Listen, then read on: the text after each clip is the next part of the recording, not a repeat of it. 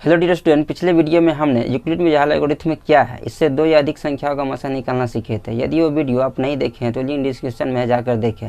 हाँ, वीडियो के अंत में आपके लिए क्वेश्चन भी होता है, उसे भी बनाएं। आज हम सीखेंगे यूक्लिड बीजगणित एल्गोरिथम का प्रयोग करके कि कोई धनात्मक संपूर्णांक 2q या विषम पूर्णांक 2q+1 या वर्ग 3m या घन 9m आदि के रूप का होता है। तो चलिए शुरू करते हैं बिना देर किए हुए। यूक्लिड बीजगणित के अनुसार a बराबर bq+r होता है, जहाँ हमारा a बड़ी संख्या थी, b छोटी संख्या, हमारा q क्या था, भागफल था, और r शेष था। और r का मान 0 के बराबर या उससे बड़ा था, लेकिन b से हमेशा छोटा था। इन्हीं का उपयोग करके हम लोग आज सिद्ध करेंगे। तो हमको दर्शाना है कि प्रत्येक धनात्मक पूर्णांक जो होता है वो 2q के रूप का और प्रत्येक विषम पूर्णांक 2q+1 के रूप का होता है। ठीक है, तो यूक्लिड बीजगणित प्रयोगिका में हम लोग जनरली दो संख्याओं से दर्शाते हैं। इसमें भी हम लोग दो संख्या मान लेते हैं। तो मान लेते हैं, ठीक है, माना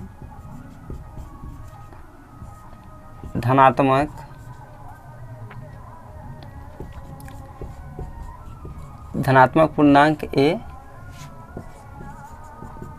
तथा b बराबर, चूंकि ये 2q के रूप का है इसलिए b बराबर हम लोग क्या लेंगे, 2 लेंगे। जो जिस रूप का रहेगा b बराबर हम वही संख्या लेंगे। ठीक है, दो संख्या, अगर ये 2m 2n, क्योंकि यहाँ पर कभी m कभी n कभी t के रूप का भी दिया जा सकता है। ठीक है, लेकिन बनेगा इसी तरीके से। तो पहला धनात्मक पूर्णांक हम लोग क्या मान लिए, a। ठीक है, तथा b बराबर क्या मान लिया, 2। अब हम लोग यूक्लिड विभाजन एल्गोरिथम से जानते हैं a बराबर क्या होता है, bq+r। ठीक है, पिछले वीडियो में हम लोग सीख रखा है, जहाँ r का मान 0 के बराबर होगा या 0 से बड़ा होगा, लेकिन b से हमेशा छोटा होगा। ठीक है, यहाँ हम लोग ने b का क्या मान रखा है, 2 मान रखा है। ठीक है, तो यहाँ जो हमारा जो मान होगा r का मान, वो r का मान क्या होगा, हमेशा b से छोटा होगा। तो b से छोटा कौन कौन हो जाएगा, 0 1। ठीक है, अच्छा, जब हम लोग r का मान 1 रखेंगे, ठीक है, इसमें तो a बराबर क्या होता है, bq+r। ठीक है, b कितना मान लिया हमने, 2, तो 2q+r, r बराबर कितना है, 0। तो a बराबर 2q, किसी भी संख्या में 0 देने पर उतना ही होता है। ठीक है, तो ये हमारा क्या हो गया, a बराबर 2q, इसको हाईलाइट कर देते हैं, ये हमारा समपूर्णांक हो गया। देखिए, कोई भी धनात्मक पूर्णांक या तो सम होता है या विषम होता है। ठीक है, और किसी भी पूर्णांक से आप 2 से गुना करने पर वो क्या होता है, समपूर्णांक होता है। इसलिए ये हमारा क्या हो गया, समपूर्णांक। और जब हम लोग r का मान 1 रखेंगे तो क्या होगा, a बराबर bq+r, a बराबर b का मान 2 q+1, ये हमारा क्या हो गया, विषम पूर्णांक हो गया।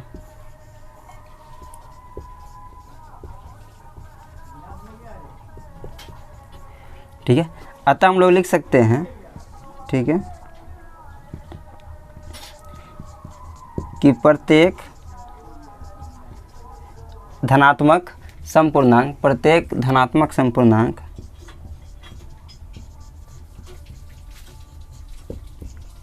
2q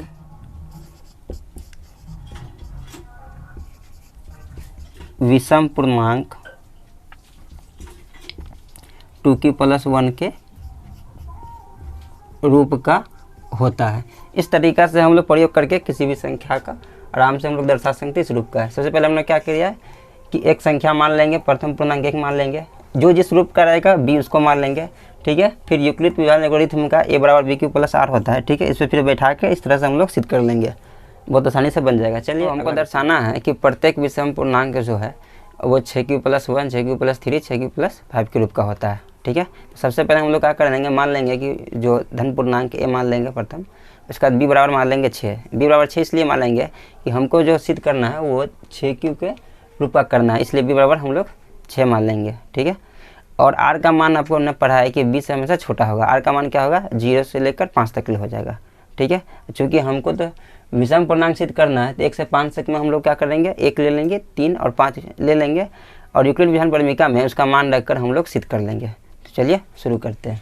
तो सबसे पहले हम लोग मान लेते हैं कि माना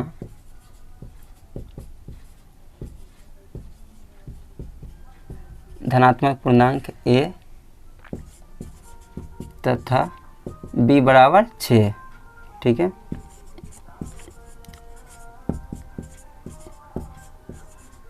यूक्लिड विभाजन एल्गोरिथम से हमको क्या पता है, a बराबर बी क्यूब प्लस आर। चलिए, जहाँ r का मान 0 के बराबर या 0 से बड़ा होगा लेकिन b से हमेशा छोटा होगा। ठीक है, b बराबर हमारा कितना मान है, हम लोग 6 मान लिए। तो r का मान क्या होगा, 0 1 2 3 4 5। ठीक है, विषम पूर्णांक लेने पर r का मान क्या हो जाएगा, 1, चूँकि हमको विषम दर्शाना है, 1 3 5। जब r बराबर आप वर 1 रखिएगा तब क्या होगा, जब हम लोग r बराबर 1 रखेंगे तब क्या होगा, तो क्या होता है, a बराबर b Q plus r. b कितना है हमारा, b बराबर लिए हुए 6, यहाँ पर 6 रख देंगे, q प्लस r बराबर 1। ठीक है, इसको आप बॉक्स में घेर दीजिए हाईलाइट करने के लिए। ठीक है, जब r बराबर 3 रखिएगा तो a बराबर b Q plus r, b का मान 6, q प्लस 3। इसको भी हाईलाइट करने के लिए आप बॉक्स में घेर दीजिए। ठीक है, जब r का मान आप रखिएगा 5 तो a बराबर b Q plus r, b के यहाँ पर 6 क्यू, r के यहाँ पर 5। ठीक है, अतः देखिए अब तीनों का रूप सिद्ध हो चुका हुआ है। अतः हम लोग लिख सकते हैं कि प्रत्येक विषम पूर्णांक 6q plus 1, 6q plus 3, 6q plus 5 के रूप का होता है। बस हो गया हमारा सिद्ध। चलिए, अब हमको दर्शाना है कि कोई धनात्मक पूर्णांक का जो वर्ग है ना, वो 3m या 3m प्लस 1 के रूप का होता है। चलिए, जैसे हम लोग बनाते हैं तो इसे मान लेंगे। चलिए, सिर्फ वर्ग करना है। तो मान लेते हैं कि माना धनात्मक पूर्णांक a तथा b बराबर, ये 3m के रूप का, इसलिए b बराबर क्या मान लिया, 3। चलिए, यूक्लिड विभाजन एल्गोरिथम से हम लोग क्या जानते हैं, a बराबर बी क्यू प्लस आर। चलिए,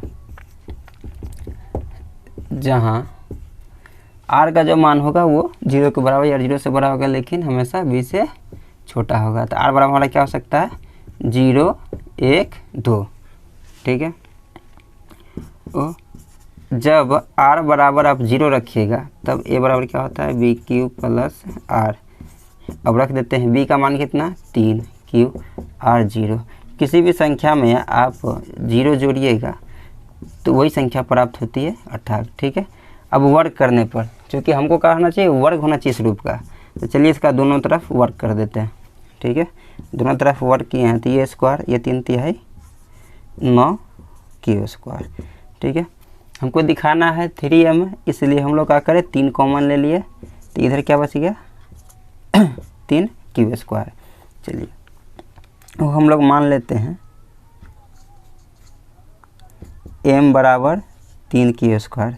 तब इसको किस रूप में लिखा जा सकता है, a स्क्वायर बराबर, ठीक है 3, इतना के मतलब हम लिख सकते हैं m। ठीक है, चूँकि इस रूप का दर्शाना है इसलिए हम लोग मान लिए। चलिए, जब r बराबर आप 1 लिखिएगा तब a बराबर बी क्यू, बी के यहाँ पर हमारा 3 q प्लस r के यहाँ पर 1। दोनों तरफ स्क्वायर करने पर इसका भी स्क्वायर इधर कर दिए, इसका भी स्क्वायर इधर कर दिए, तो ये हो गया हमारा a स्क्वायर। ये a प्लस बी का स्क्वायर से बैठा देंगे, 3 तिहाई 9 square a square plus b square plus 2ab। चलिए, a square 9 q square plus 3 दूना 6q प्लस 1। हमको दर्शाना आप कौन सी, 3m प्लस 3 ले लेते हैं कॉमन, तो हमारा क्या बच जाता है 3q², यहाँ होता है 2q, इधर हमारा बच गया प्लस। अच्छा m बराबर हम लोग मान लेते हैं, जहाँ m बराबर 3q² प्लस 2q। तो अब इसको हम कैसे लिख सकते हैं, इतना के बदला में हम लोग सीखते हैं m, 3m + 1, ठीक है। अब हम लोग जब रखेंगे r बराबर, अब मान क्या रखेंगे, r बराबर 2, तो अब क्या लिख सकते हैं, a बराबर bq + r, a b के यहाँ पे 3q + r के यहाँ पर 2, दोनों तरफ वर्क करेंगे, ठीक है। a² 3/3 9q², a² 2 दूना 4, b² 2ab, तो 2ab, तो 3 दूना 6, 6 दूना 12, ये हमारा हो जाएगा यहाँ 12q, ठीक है। 3 कॉमन ले लेते हैं तो इसमें कितना बचेगा, 3q², इधर कॉमन ले लेते हैं तो 3 चौका 12q, ठीक है। और इस ये 4 है, 4 को 1 + 3 लिखेंगे, इसको हम लोग 3 + 1 लिख लेते, 3 में कॉमन ले लेंगे तो कितना बच जाएगा, 1, ठीक है। और इधर का 1 ये इधर रह गया हमारा बाकी, तो a² इतना के बदला अगर फिर हम लोग m मान लेंगे तो ये कितना हो जाएगा, 3m, इधर क्या बचा हमारा 1, ठीक है। इसको हम लोग हाईलाइट कर देते हैं, ठीक है। अतः हम लोग कह सकते हैं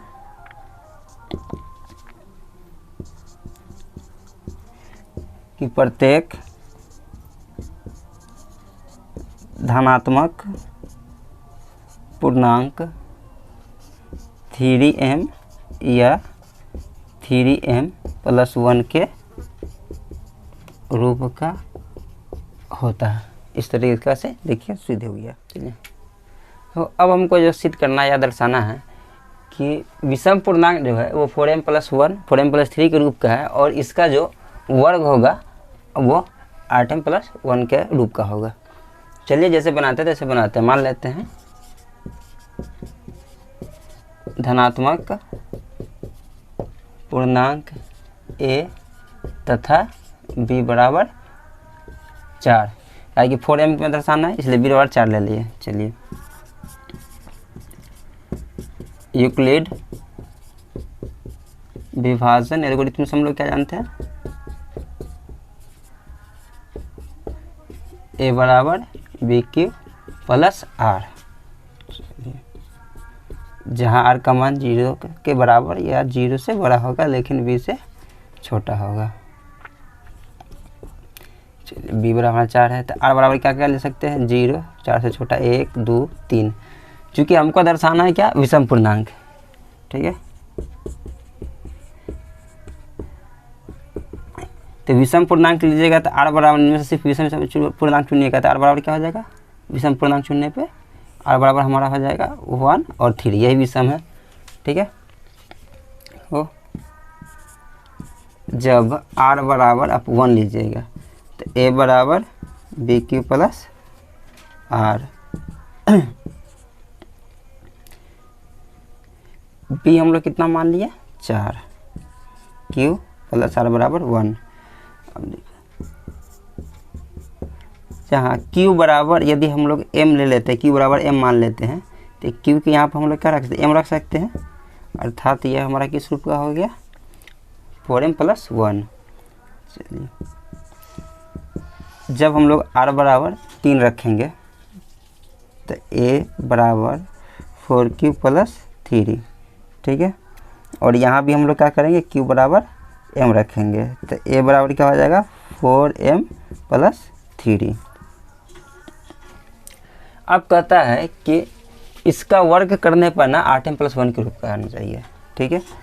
तो r बराबर जब हम लोग 1 रखे थे तो कितना आया था, a बराबर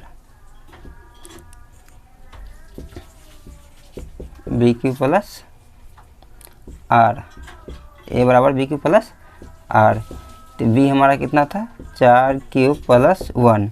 अब क्या करना है, इसका वर्ग करना है, तो वर्ग करने पर देखते हैं क्या होता है, a² 4 चौका 16q² + b² + 2ab 2 चौका 8q। चलिए, इसको हम लोग सीधा करके लिख लें तो 8q² 16q² + 8q + 1, चलिए हमको दर्शाना है किसमें, 8m में। चलिए 8 कॉमन ले लेते हैं, तो इधर में क्या बचेगा 2q² प्लस q, इधर बच गया 1। अच्छा तो जहाँ m बराबर 2q² प्लस q, इतना के जगह पर हमने m मान लिया, तो अब इसको इतना के जगह पर हम लोग m रख देते हैं +1। ठीक है, अब हम लेंगे क्या, r बराबर 3, तो a बराबर 4q प्लस 3, दोनों का स्क्वायर करने पे कितना होगा a²। चलिए 4 चौका 16, 3 तिहाई 9, 2ab 4 तिहाई 12, 12 दूना 24q। अब हमको इसको हम लोग ऐसे भी लिख सकते हैं 24q। 9 को 8 + 1 कर देते हैं ताकि कॉमन लिया जा सके। चलिए अब इसमें 60 कॉमन ले लेते हैं, क्या बचेगा 2q² और 3q प्लस 1 + 1, इतना बराबर हम लोग मान लेते हैं m। तो ये कितना हो गया हमारा 8m + 1। ठीक है, और कम जगह बचा हुआ है, अतः हम लोग लिख सकते हैं कि धनात्मक विषम पूर्णांक 4m + 1 4m³ के रूप का होता है, जबकि इसका वर्ग 4m + 1 के रूप का होता है। इसके बाद इतना लिखकर ये हमारा प्रूफ हो गया। तो अब हमको दर्शाना है कि कोई भी जो धनात्मक पूर्णांक का घन है वो 9m या 9m + 1 या 9m + 8 के रूप का होता है। ठीक है, चलिए हम लोग मान लेते हैं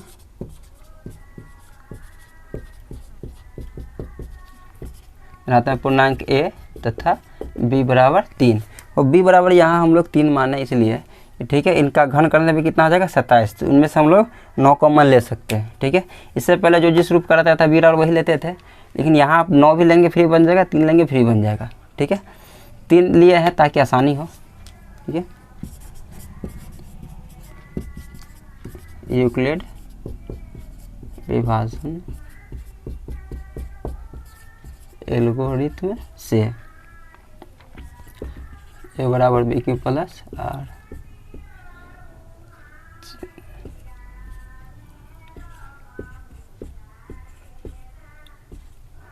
चलिए r का मान हमारा क्या होगा 3 से छोटा होगा, 0 1 2। जब r बराबर हम लोग 0 लेंगे तो a बराबर bq प्लस r, b का मान कितना है 3 हमारा। चलिए r बराबर 0, किसी संख्या में 0 0 उतना ही हमको क्या करना है, अब घन करना है संख्या का। तब हम लोग यहाँ से क्या कर दें, दोनों तरफ घन कर देंगे। चलिए घन करने पर कितना हो जाएगा, इनको 3 बार गुना करेंगे, 3 × 9 = 27। चलिए हो 9 कॉमन ले लेते हैं। ठीक है, इतना के बदला में हम लोग क्या मान ले, m मान लेते हैं।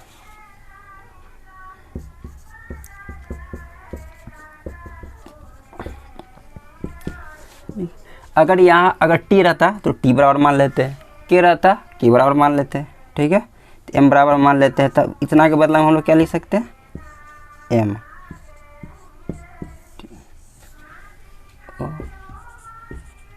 जब r बराबर 1 रखेंगे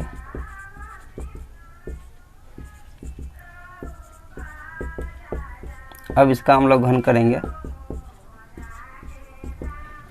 a + b का क्यूब क्या होता है, a³ plus b³ plus 3a² into b plus 3ab²।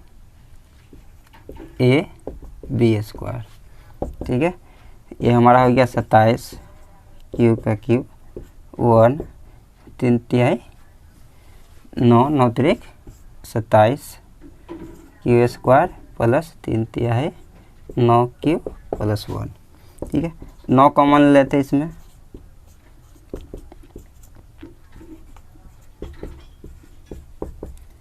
चलिए और इतना के बराबर हमने क्या मान लिया m। ठीक है,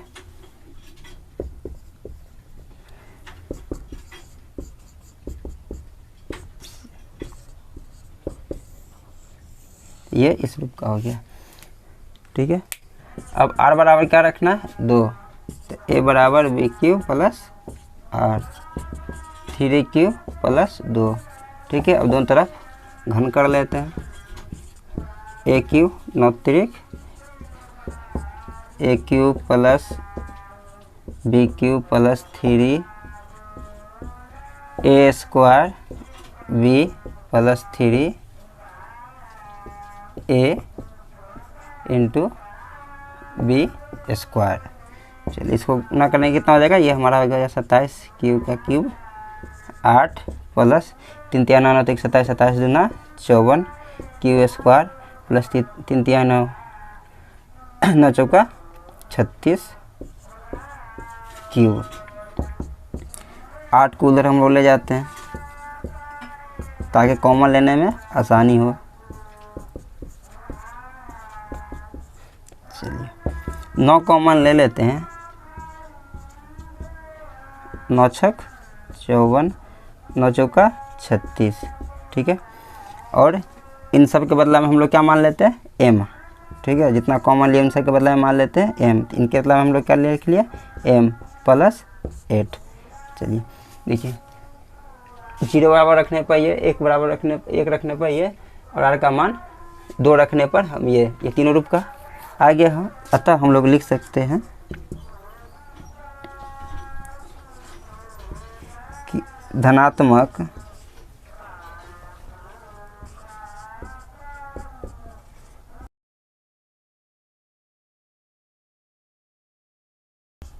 नौ m या 9m प्लस 1 पूर्णांक का घन 9m प्लस 8 के रूप का होता है। ठीक है, और इससे संबंधित जितने भी सिद्ध करने वाले प्रश्न थे वो सभी तरह के प्रश्न हम लोगों ने बना लिया है। ठीक है, वीडियो के अंत पर इस पर कुछ क्वेश्चन दिया होगा, आप उन्हें बनाइए और प्रैक्टिस कीजिए। ठीक है, और कमेंट करके बताइए कि आपको समझ में आया कि नहीं। ठीक है।